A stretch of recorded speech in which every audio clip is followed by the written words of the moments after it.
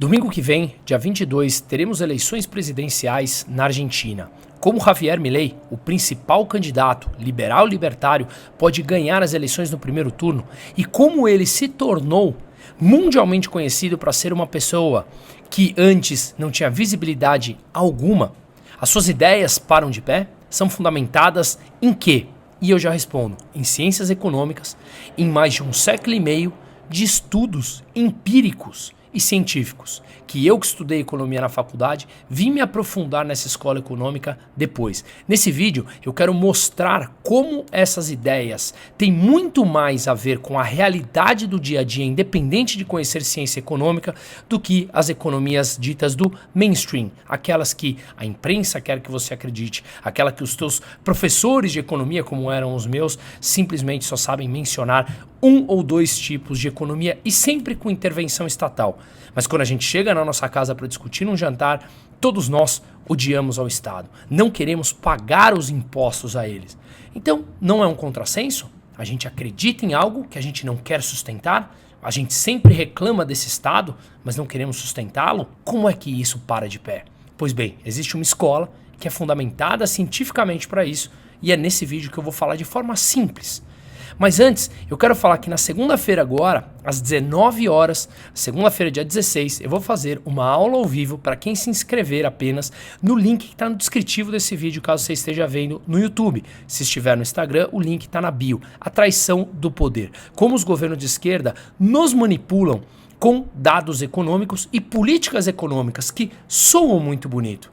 Mas no fundo, elas estão levando a um processo de deterioração do valor da moeda daquele país que leva naturalmente ao empobrecimento da população.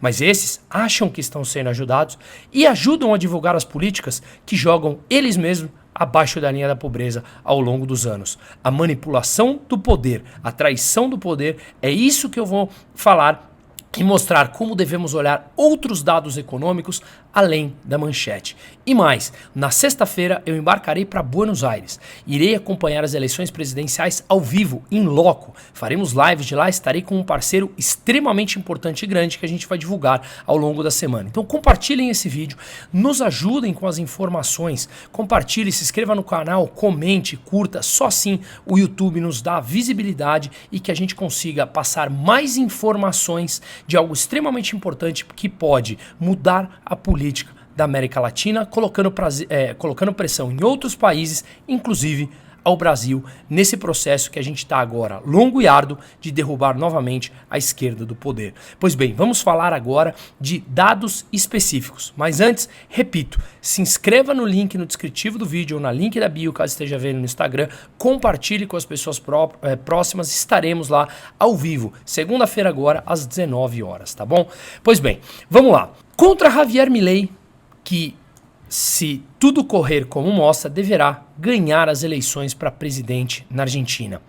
O sistema demonstra raiva dele. Não apenas o sistema doméstico, não apenas o sistema argentino, a mídia internacional o chama de extrema-direita sem saber como se fundamenta suas teses, com uma profunda ignorância econômica. Contra ele há fúria, há um desconcerto mundial muito grande. Mas por quê? Da onde vem isso? Eu criei um roteiro aqui e quando eu desvio o meu olhar é para eu não perder nenhuma informação que eu quero passar aqui para vocês e de maneira mais clara. Pois bem, Javier Milei mostrou que a pobreza é um consenso secreto para que gregos e troianos subam a um barco onde todos fingem comer, mas ninguém rema. Esse é o tal estado de bem-estar social fundamentado pelo, digamos, distribuição da pobreza, que eu vou explicar daqui a pouco, que de novo é fundamentada cientificamente, a gente vai falar em poucos minutos sobre isso, mas que todo mundo finge se satisfazer com algum tipo de esmola distribuída pelo Estado, mas ninguém quer remar o barco. E uma hora, se você não tem ingressos suficientes para distribuir, a matemática mostra que o sistema rui. E é justamente isso que eu quero falar. Não tem a ver com ideologia, tem a ver com fundamentos matemáticos. Se tem mais gente recebendo do que pagando, esse sistema inevitavelmente quebrará. Então, como se tornou Javier Milei o combatente das esquerdas mentirosas e daquela direita fraca e oportunista que aparece em muitos países ou fingem ser de direita são aquelas direitas ditas limpinhas, que adoram se amparar no desenvolvimento estatal e que são, na verdade, uma face do mesmo mal. Já dizia o Teatro das Tesouras, muito bem elaborado pela Brasil Paralelo, mostrando que o PT e o PSDB sempre foram uma face do mesmo mal, onde uns eram mais agressivos, outros se fingiam mais bonzinhos, mas no fundo todos pregam uma interferência estatal que não funciona. Não é questão de gostar ou não da interferência estatal. Cientificamente, ela não funciona e é o que a gente vai falar aqui dessas teses científicas que amparam as ideias de Javier Milei como economista, tá? Pois bem, ele saiu do nada e era nada falado ou zero conhecido, mas tinha uma longa vida acadêmica e no setor privado de sucesso para fazer uma limpeza mental em academias. Nas faculdades eu me refiro, em empresas, nas universidades, em igrejas, nas mídias, que são amplamente controladas pela esquerda.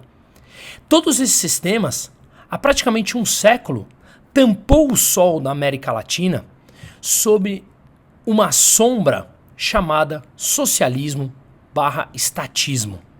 E por que socialismo e estatismo? Isso é muito bem definido por Jesús Huerta de Soto, que foi o meu professor na Espanha. Eu vou terminar o mestrado com ele em breve, por volta do ano de 2025 em Madrid, onde hoje ele é um dos maiores e, para mim, hoje, em vida, um dos maiores, como eu falei, defensores da escola austríaca de economia, que é onde se ampara todas essas teses. Pois bem, ele explica muito bem. Na época do Marx, ou os anos que se seguiram, em que e as pessoas que defendem o marxismo, ou seja, a socialização dos meios de produção, né, o socialismo puro e bruto, hoje em dia são poucas as pessoas que defendem esse tipo porque sabem que não funciona. Ou seja, você socializar todos os meios de produção, deixar na mão do Estado todos os meios de produção, a gente sabe que é a ruína. Mas no século XX, com o tal estado de bem-estar social que a gente vai mencionar daqui a pouco, que parece ser uma beleza, mas no fundo, ao longo dos anos, ele não funciona, e a gente vai mostrar isso aqui, o nome socialismo acabou sendo transformado em estatismo.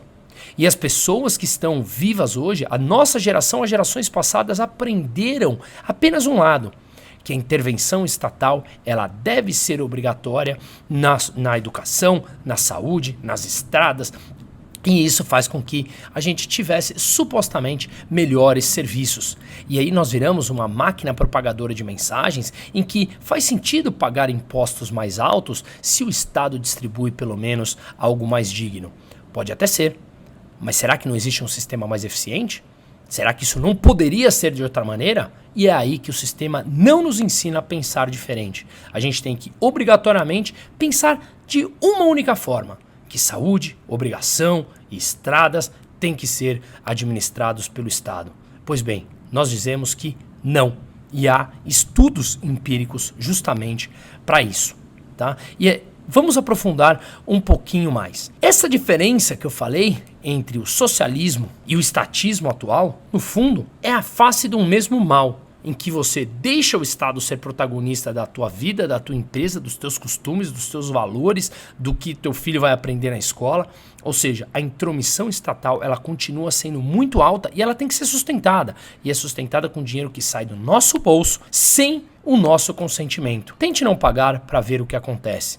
Tente não pagar por um serviço que você sequer quer usar. E se eu falo, ora, eu sou adulto o suficiente, se acontece um acidente comigo, eu assino um termo de responsabilidade onde eu falo, não me leve, por exemplo, para um hospital público. Posso não contribuir? Não, não pode. Ou seja, a gente é escravo desse sistema onde nós somos obrigados a pagar por um dinheiro que a gente nem sabe para onde vai, na mão de meia dúzia de burocratas que dizem levar o dinheiro para um sistema que nós criticamos, e inclusive os usuários desse sistema o criticam por não ter a mínima qualidade. Pois bem, vamos lá. O Javier Milei, voltando nele, ele bate de frente contra as mentiras midiáticas pró-estatais que a gente acabou de falar. Socialismo antigamente e estatismo atual. E ele bate de frente com todas as instituições burocráticas que sustentam a imprensa, que é amplamente tomada nas suas redações por pessoas de esquerda que muitas vezes são ignorantes no assunto. Faço um parênteses rápido aqui. Eu dei uma entrevista para o Estadão esses dias, onde a jornalista perguntou por que a Argentina corre o risco de ser governada por Milei. E eu falei, oi? Ela falou, não, eu quis dizer não risco, eu quis dizer chance. Eu falei, não, você quis dizer risco. Me explica a teoria do Milei. Me explica a teoria da escola austríaca de economia que sustentam as bases de ideias do Milei. Ela falou, não sei. Eu falei, então por que é que vocês julgam ele de extrema direita ou não? Por que vocês dão nome a ele se vocês não têm a menor ideia das teses? Essa é a desinformação intelectual que a imprensa faz. Mas ela é amplamente tomada pela esquerda, em que o Javier Milei bate de frente com ela.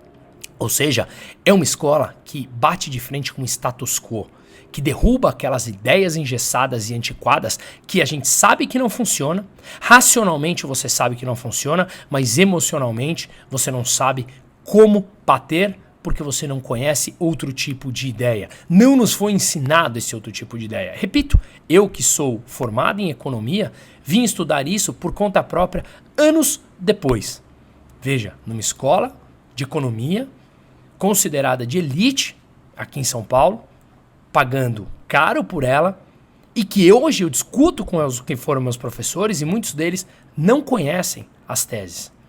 E isso tem muito a ver com o sistema de ensino que, por mais que você esteja numa escola privada, você está debaixo das regras estatais, porque você precisa estudar um determinado conteúdo para passar no Enem, para passar no vestibular, em que eles colocam a matéria que eles querem.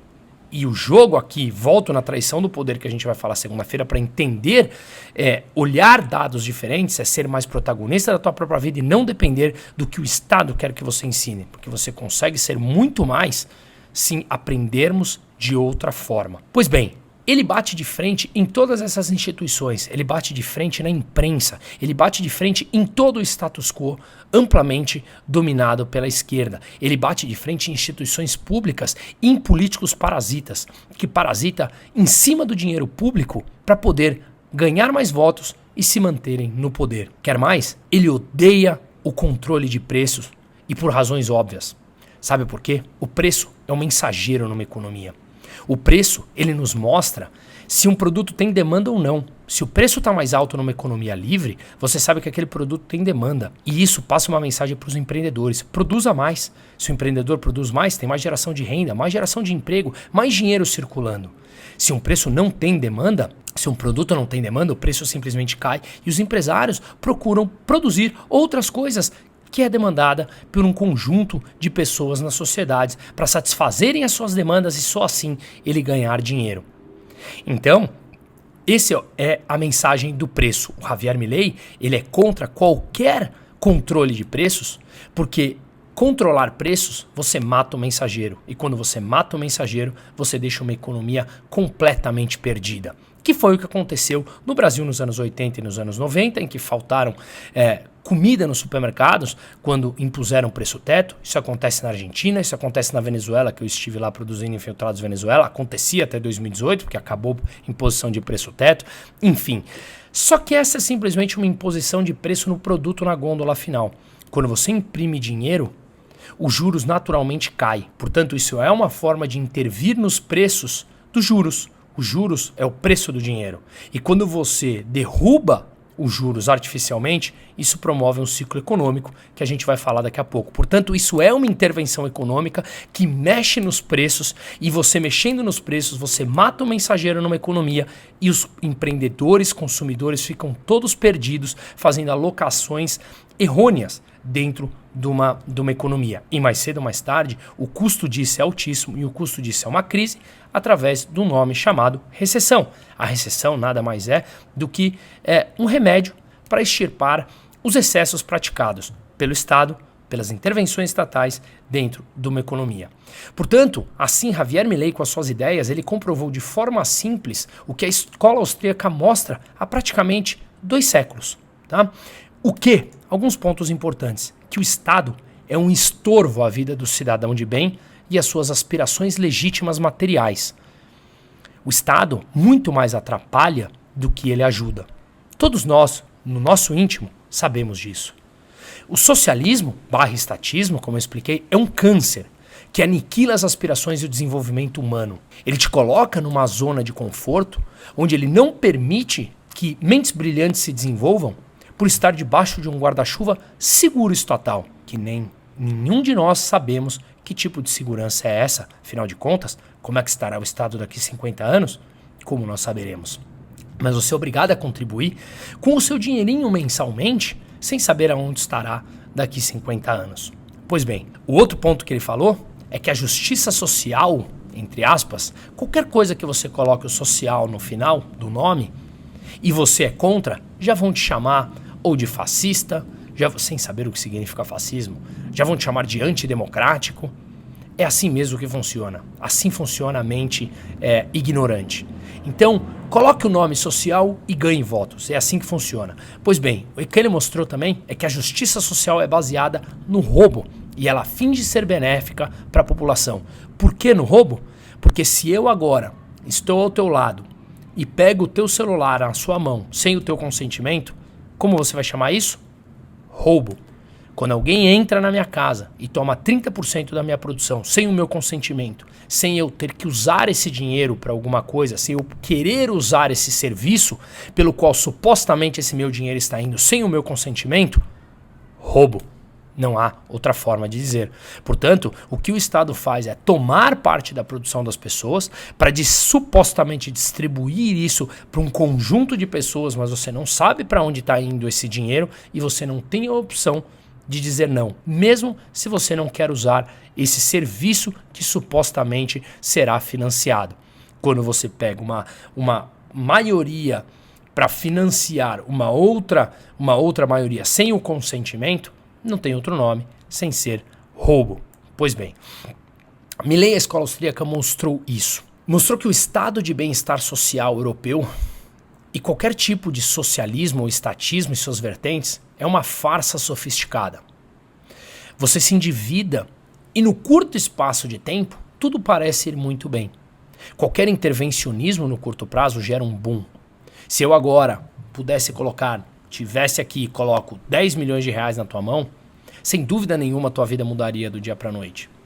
Mas no dia que essa conta chegar, você obrigatoriamente terá problemas para pagar se você não se planejou ou aumentou a sua produtividade para me devolver esse dinheiro. Sem dúvida nenhuma, você terá problemas para pagar de volta. Porque um Estado funciona diferente? Não funciona. Funciona igual uma empresa, funciona igual uma família, funciona igual uma pessoa física. Se você não se planeja, você não terá como me ressarcir desses 10 milhões. Porque, obviamente, esses 10 milhões, quando se trata do Estado, ele não está dando.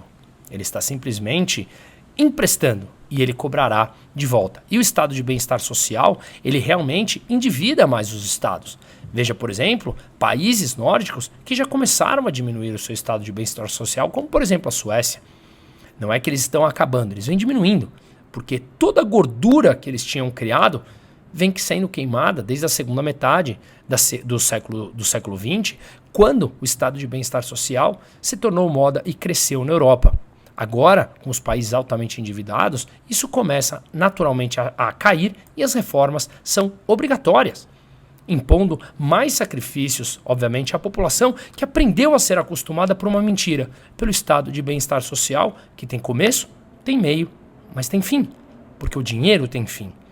Então, e o Milley bate de frente com isso e ele mostrou como é que quando um Estado é protagonista das nossas vidas em um país, como é que fica a vida das pessoas? Os amigos do rei enriquecem, os pobres ficam dependentes de esmolas e migalhas distribuídas por esses estados, e os criminosos tiram proveito do pânico e do medo. Quem vive aqui no Brasil, ou mais especificamente aqui em São Paulo e outras capitais, sabemos disso. E mais, a gente vê que a mediocridade estatal ela passa a ser algo que a gente aceita. Os serviços de péssima qualidade, ou em países em que os serviços são de qualidade razoável, a gente simplesmente acostuma a isso. Eu, que morei alguns anos na Europa, sou cidadão europeu, sou residente na Espanha e tenho negócios lá, me lembro muito bem que a minha mulher estava com uma dor muito forte em Amsterdã, e como cidadão europeu, ela tinha direito ao sistema de saúde. Ficamos 3 horas esperando. Ora, é melhor do que daqui? Claro que é melhor do que daqui. Mas quem disse que não poderia ser muito melhor do que se estivesse com uma gestão muito mais competente? Pois bem, dito isso, lendo os autores da escola austríaca, temos algumas explicações importantes a serem feitas. E se você ler esses livros, está tudo lá. Todas essas ideias estão lá. Mas Milley, ele falou e transformou isso com uma fluidez muito bonita de ser ouvida e traduziu de forma simples o que autores da escola austríaca vêm falando desde a metade do século XIX, só que de forma mais técnica. E ele conseguiu traduzir o que nós, ou todas as pessoas, já pensávamos a respeito do Estado, mas não conseguíamos transformar em uma alternativa àquilo que nos foi ensinado. E basicamente o que ele fala é que o capitalismo de compadrio, o capitalismo de clientelismo, aquilo que é feito aqui no Brasil, os amigos do rei, isso não é capitalismo de verdade. Isso leva à preguiça das pessoas, porque você entra numa zona de conforto, leva à estupidez humana. Essa zona de conforto faz com que a gente não consiga atingir o nosso brilhantismo máximo. Afinal de contas, você se ampara num teto estatal, como se fosse algo que nos protege. E ele, de novo, inibe o nosso crescimento. Tudo que ele falou é música para os nossos ouvidos. Mas você já pensou que isso passava na sua cabeça, mas você não conseguia traduzir em palavras? Mas isso é explicado pela ciência econômica, como eu falei. Vou repassar aqui as principais ideias super rápidas e super curtas para a gente já ir caminhando para o nosso fechamento. Karl Menger, que foi o autor conhecido como ser o início da escola austríaca, na segunda metade do século XIX, ele falou sobre a lei da utilidade marginal decrescente, que é ligada à satisfação dos desejos humanos. Veja bem, essa lei de marginal decrescente mostra que a cada produto adicional que a gente consome, o valor que a gente dá a ele é decrescente, é menor. Ou seja, se você está no deserto morrendo de sede e te dão uma garrafa de água, ela vai valer muito mais do que depois se te derem a 100ª garrafa de água, porque você não consegue mais beber água. Parece óbvio, né? Mas a economia principal que é estudada nas faculdades não explica isso. Ela acha que explica por uma fórmula matemática. E ele ligou isso para fazer uma ligação com os desejos humanos, como os desejos humanos é o centro numa economia. Ou seja, o que eu penso é diferente do que você pensa, o que eu atribuo de valor é diferente do que você atribui de valor, mas pasmem, a economia mainstream, a economia conhecida e mais estudada não leva isso em consideração. Quando eles taxam um preço, fixam um preço, eles não levam em consideração a atribuição de valor pessoal de cada um, o que mata o mensageiro e mata uma economia. Por isso a intervenção estatal é tão horrível para o funcionamento da boa economia e da alocação de recursos no médio e no longo prazo. Seguido por Ludwig von Mises, que acredito ser o autor que acabou ficando mais famoso dentro da escola austríaca de economia, onde ele falou sobre o estudo dedutivo das escolhas humanas, como o valor por cada um de nós atribuído a um produto ou serviço é extremamente importante na precificação desse ativo. E o estudo que ele mais aprofundou e acabou ficando extremamente conhecido, mas muito pouco estudado ainda dentro das escolas de economia, por todos os motivos que a gente falou aqui, foi o estudo dos ciclos econômicos. Dentro dos ciclos austríacos econômicos, a gente consegue colocar 4 principais que foi citado por Ludwig von Mises, que basicamente é o ciclo de expansão, é o ciclo de boom, que gera umas bolhas, essa bolha estoura e a gente entra num ciclo de contração e depois de recessão. Veja que tudo o que eu estou falando aqui parece obviedade. Cada um de nós atribuímos um valor específico a um bem, um produto ou um serviço. Isso foi chamado, num livro dele de ação humana, de Ludwig von Mises, que é o estudo da praxeologia, como o ser humano no centro da economia determina todo um funcionamento. Como fixar preços é danoso para o processo econômico. E como um ciclo econômico intervencionista leva a um crescimento no curto prazo, ao estouro dessa bolha que leva a uma recessão e ao empobrecimento das pessoas. Só que vamos lembrar que quando a gente está num processo de queda, de recessão, ou estamos nos afogando, aquela pessoa que nos joga uma bolha para a gente se salvar é justamente a pessoa que nós vamos pedir para estar ao nosso lado. Só que de qualquer maneira, essa boia pode ter um preço muito caro no médio ou no longo prazo. Essa analogia é justamente o Estado, em que no curto prazo ele nos fornece essa ajuda a um custo muito alto no médio e no longo prazo, sem que nós percebamos esse tipo de coisa. Depois desses estudos dos ciclos econômicos, que basicamente Mises fala que o sistema estatal imprime dinheiro, injeta dinheiro na economia, e veja tudo que a gente vem vivendo na última década, quase a última década e meia, os bancos centrais injetando dinheiro numa economia. Isso leva a uma abundância de dinheiro, um dinheiro em excesso faz com que os juros caiam. Afinal de contas, os juros é o preço do dinheiro. Se você tem um excesso de um bem ou ativo, o preço dele cai. Os juros caem, estimula o crédito, estimula o consumo. Por que estimula? Porque os juros estão baixos. Por que o juros está baixo? Porque teve intervenção estatal para injetar dinheiro no sistema. Portanto, as pessoas começam a comprar e consumir, fazer alocação desse capital e colocar esse dinheiro em lugares na economia que não o fariam se não houvesse essa intervenção estatal. Portanto, isso leva a uma alta dos preços por conta do aumento da demanda artificial com esse dinheiro. Esse leva a um boom com preços de ativos, em algum momento estoura a bolha. Uma demanda muito alta faz o preço dos ativos subir, essa bolha em algum momento estoura, que leva a uma contração da economia e a consequente recessão da mesma. Veja que quando a gente volta lá no início do processo, a gente chega num processo de intervenção estatal que injeta dinheiro nas economias para, no curto prazo, sair de uma crise que eles mesmos geraram por intervenções anos atrás, e esse boom de curto prazo leva a uma bolha de alta de preços pelo estímulo do consumo artificial com taxa de juros baixas. Essa bolha estoura, que leva a uma recessão e uma contração. Ou seja, nesse processo a gente vê que quando há injeção de capital, as pessoas alocam o dinheiro aonde quer que seja, sem ser muito responsável com isso. Os preços sobem e a bolha estoura. Um exemplo real: veja o que nós vivemos com as startups agora durante a pandemia. Os bancos centrais injetaram quantidades trilionárias de dinheiro na economia. Os juros passaram uma década entre zero ou até mesmo negativo, e como tinha muito dinheiro no sistema, qualquer projeto de startup, qualquer empresa nova passava a ser a chamada unicórnio, ou seja, valia mais de $1 bilhão. As pessoas, como não tinham taxa de juros para rentabilizar o seu dinheiro, emprestavam o dinheiro em abundância para qualquer projeto que parecia minimamente razoável. Pois bem, os preços subiram tanto durante uma pandemia que havia mais dinheiro ainda em excesso, essa bolha estourou e o dinheiro agora ele passa a ser mais responsável em sua alocação, uma vez que os juros tiveram que subir para equilibrar novamente esse sistema e tirar esse excesso de capital injetado pelos próprios governos.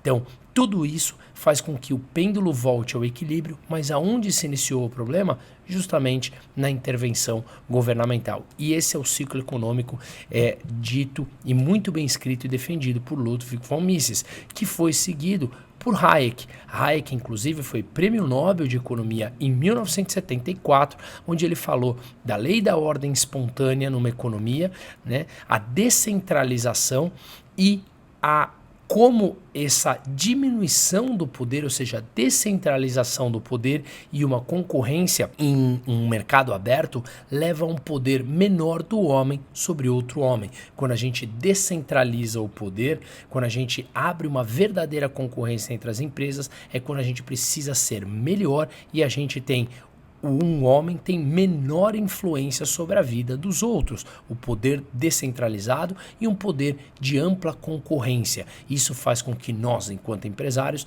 tenhamos que nos superar a cada dia mais para oferecer melhores produtos e serviços, e isso funciona também no âmbito estatal. Quanto mais você centraliza um poder, mais poder esse homem tem, ou esse conjunto de poucas pessoas tem sobre outras na sociedade, e eles controlam as pessoas. Esse é justamente o Estado. Então veja que todo o sistema da escola austríaca, ele não fala única e exclusivamente de economia. É como a economia, junto com a ação humana, com os valores humanos subjetivos que atribuem esse valor a determinados produtos ou serviços, eles entregam um sistema menos intervencionista, menos centralizado o poder, com mais concorrência, para que a gente possa realmente viver o verdadeiro capitalismo.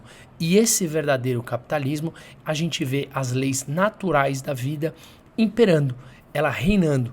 Não é assim mesmo? Ou seja, pensa, quando a gente vive na nossa vida sem interferência, aquilo que nós fazemos bem, a gente consegue manter perene, ou seja, nós conseguimos sobreviver fazendo aquilo melhor. Naquilo que a gente não faz, outras pessoas virão e farão melhor. A vida é assim. Porque é que nas empresas a gente vai precisar que um Estado salve aquelas empresas que são ineficientes e pior, usando o dinheiro de todos nós pagadores de impostos.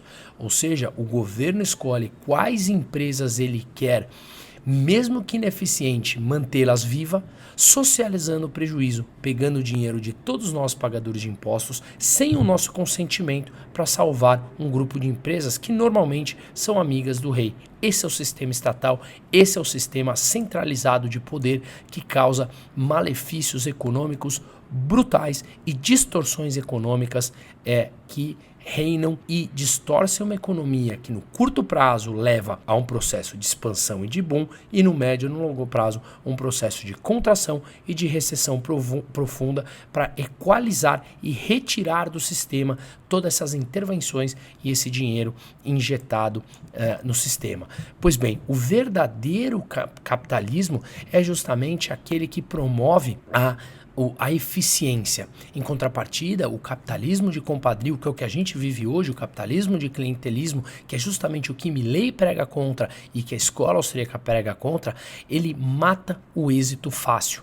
Não existe ser o melhor do dia para a noite, apenas com intervenção estatal, e ele escolhe o Estado, aquele grupo de pessoas que controla o Estado, ele escolhe quem ele considera que vai ser melhor, que é o amigo do rei. Num mercado totalmente aberto, em franca concorrência, não existe êxito fácil. Aquela bondade hipócrita no capitalismo de verdade e no capitalismo de concorrência, ela morre também.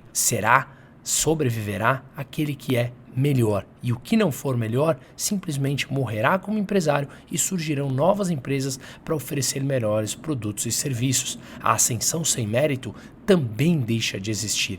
Portanto, todos podemos fracassar ou triunfar. A vida não é assim?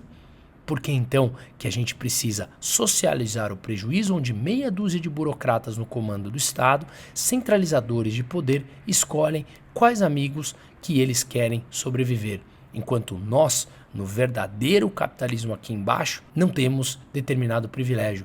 E o que nós pregamos é que ninguém tenha privilégio. O privilégio, ele será dado por pura e única eficiência de mercado. Se você é bom, você sobrevive. Se você não é bom, não tem por que outros, com o dinheiro e esforço dos outros, que esse dinheiro seja usado para salvar uma empresa ineficiente ou pessoas ineficientes ou grupos de amigos do rei. Portanto, o que a gente vive não é um capitalismo. E o que o Milley prega é que seja vivido o verdadeiro capitalismo, com ampla concorrência e sem interferência estatal, que mata todo o processo econômico e as leis naturais da vida do ser humano, que leva a uma economia pior e ao social pior. Pois bem, será que então que se Milley ganhar ele vai ter o caminho fácil? Claro que não. Ele expôs tanto a esquerda como a direita como o centro que usam de subterfúgios para utilizar o Estado, usando o roubo, tomando a produção do outro, com a desculpa de ajudar aos mais fracos. Esses mais fracos causam uma extrema dependência desse sistema estatal brutal, que precisa se endividar sempre para poder manter esses benefícios.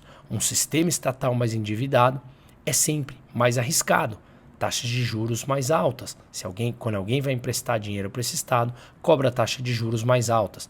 Por quê? Porque taxas de juros mais altas ele responde a um país mais endividado. Um país mais endividado costuma ter a sua moeda desvalorizada. Uma moeda desvalorizada leva a um processo inflacionário, que é a verdadeira causa, a verdadeira consequência do empobrecimento da população, que começou com o processo de intervenção estatal.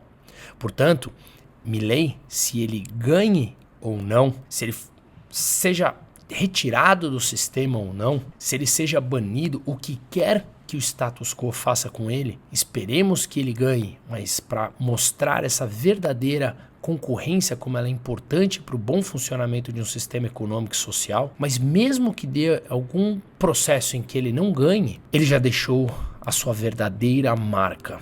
Ele já deixou um legado extremamente importante.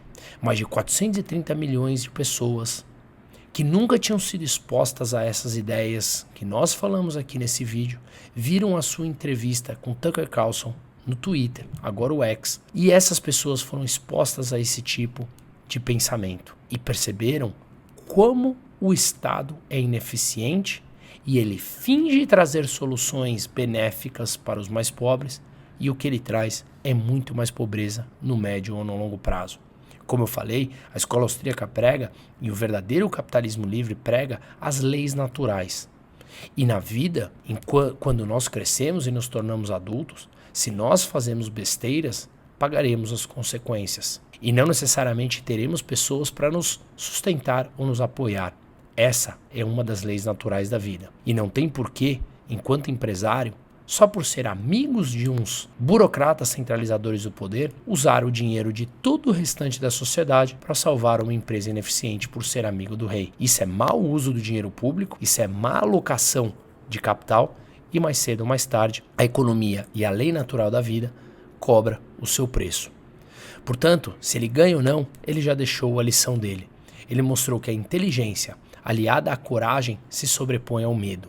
Coragem estimula a coragem, medo estimula o medo. Ele mostrou para as pessoas que a literatura é totalmente estatizada, que a religião em partes também, que a imprensa é 100% estatista, que a educação é estatizada por completo. Mesmo a educação privada está debaixo de regras estatais. E você vai aprender aquilo que os governantes querem, que a saúde é totalmente socializada, que os bancos fazem parte do sistema também. E está aí tudo exposto. De novo, aqui não tem ideologia, tem leis naturais da vida que regem a economia e o social e as nossas ações. Tudo que pensávamos do Estado, mas não sabíamos como combater, não sabíamos expor essas ideias para fora, suas leis corruptas, a falsa justiça social, o sentido de dever, planos de bem-estar, como isso causa um endividamento que mais cedo ou mais tarde ele vai ter um fim, e o fim é sempre colocando mais pessoas na pobreza.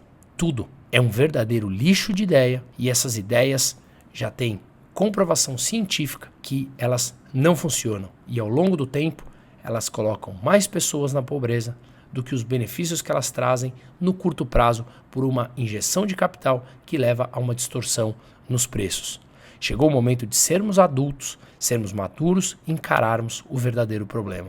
Que venha Milei e ele coloque pressão nesse pobre continente da América Latina, que vive pregando por intervenções e jamais conseguimos ser verdadeiramente perene e sustentável com o nosso crescimento.